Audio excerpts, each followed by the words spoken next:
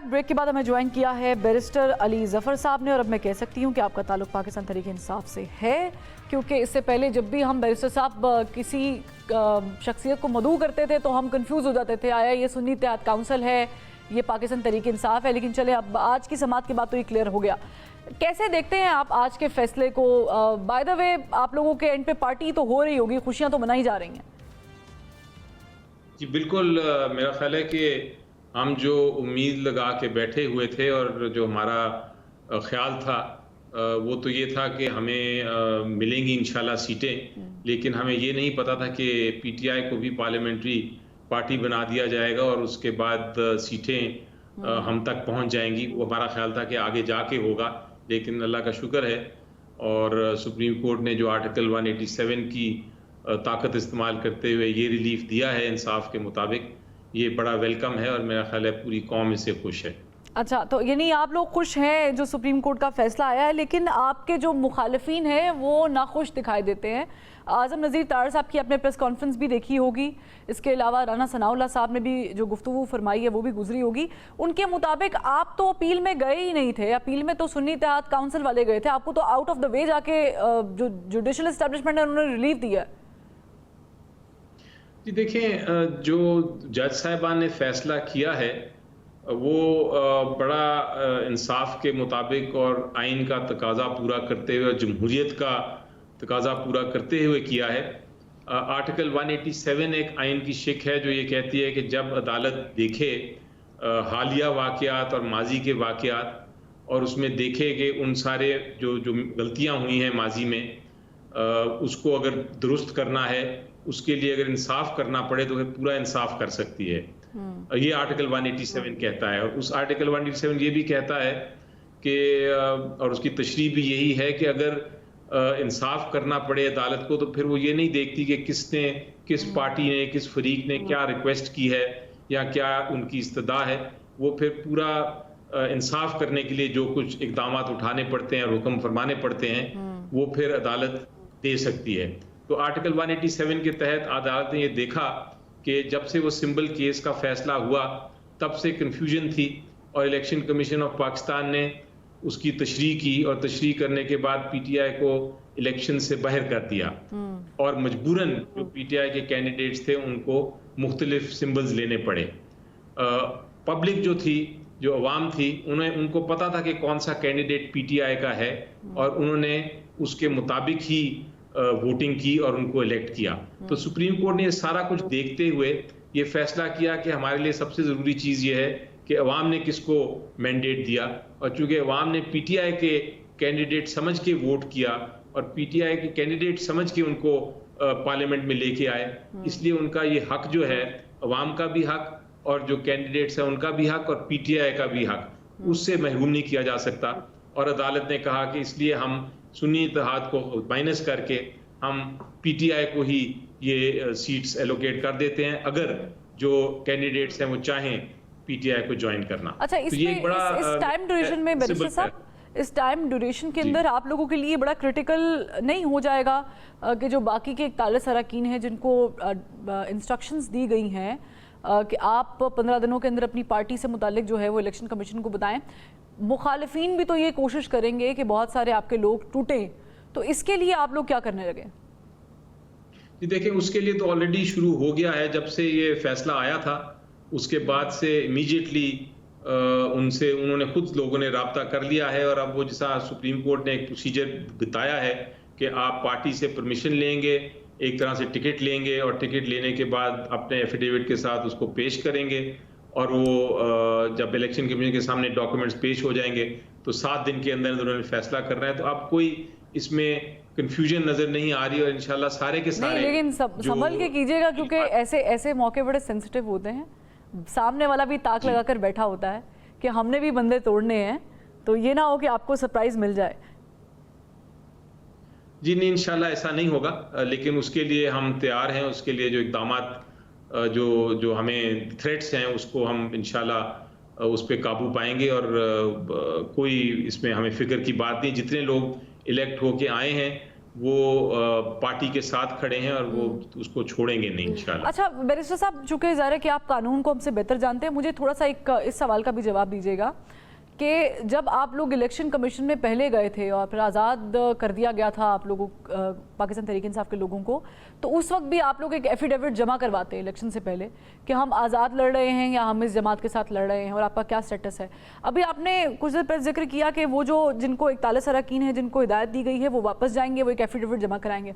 पुराने एफिडेविट जमा कराने में और जो अभी कराएंगे कोई कॉन्ट्रडिक्शन तो नहीं आ जाएगी? हो सकता है कि इस पे इलेक्शन कमीशन एतराज़ उठा के डीसीड भी कर दे। देखें, बड़ा वाइजली और बड़ी अक्लमंदी से अदालत ने ये सारी चीज़ें देखी और वो जो 7-8 नुकात का शॉर्ट ऑर्डर आया है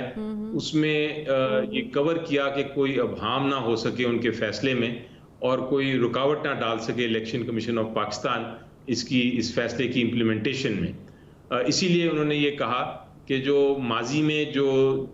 एफिडेविट्स दिए या डिक्लेरेशंस दी वो एक मजबूरी के तौर पे दी गई। मजबूरी इस तरह के इलेक्शन कमीशन ऑफ पाकिस्तान ने पीटीआई को इलेक्शन से बाहर निकाल दिया था और ये कहा था सबको कि या आप इंडिपेंडेंट आए या आप किसी और पार्टी के आए, वरना हम आपकी नॉमिनेशन पेपर रिजेक्ट कर देंगे।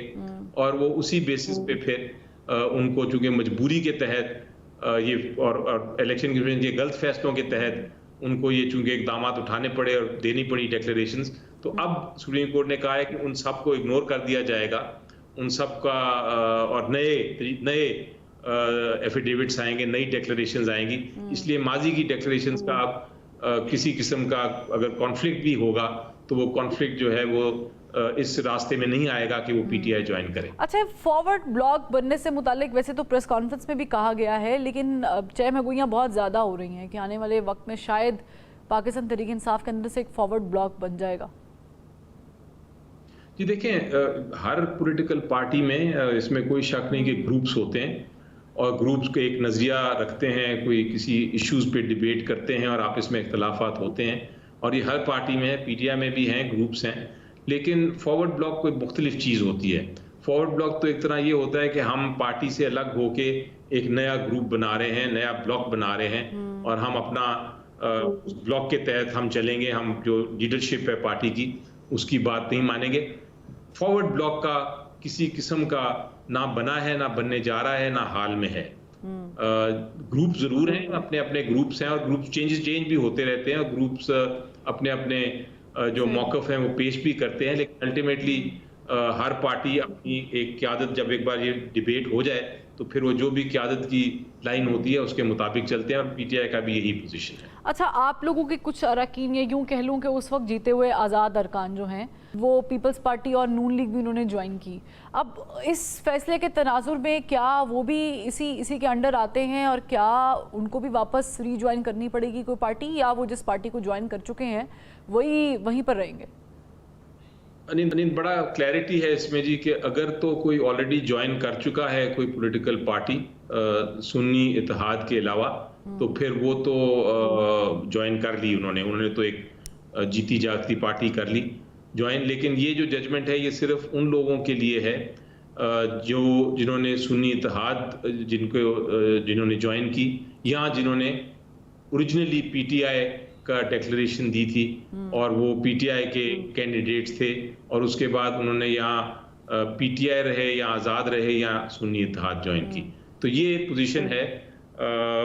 ये स्पेसिफिक केस है पीटीआई रिलेटेड और स्पेसिफिक फैसला है पीटीआई रिलेटेड। यानी मैं मिसाल दे देती हूँ इसकी कि लाहौर से एक जीती हुई सीट है वसीम कादर साहब की, जिनका इनिशियली फॉर्म पे उन्होंने पाकिस्तान तहरीक इंसाफ डिक्लेयर किया था, लेकिन उसके बाद उन्होंने अपनी पार्टी जो है वो चेंज कर ली। तो मुझे बताएं कि उनका स्टेटस वही रहेगा वो जिस पार्टी के साथ मुंसलिक हैं, लेकिन जीते वो पाकिस्तान तहरीक इंसाफ के फॉर्म से थे। जी, वो जीते उससे थे, लेकिन अगर उन्होंने ज्वाइन की है कोई सुन्नी इत्तेहाद के अलावा पार्टी तो फिर उन पे ये मेरी नज़र में ये केस लागू नहीं होगा। ठीक है। अच्छा बैरिस्टर साहब, मुझे ये भी बताइएगा, अभी कुछ देर पहले जब हमने देखा कि उमर अयूब साहब, दीगर जो आपके पार्टी के लोग हैं उसमें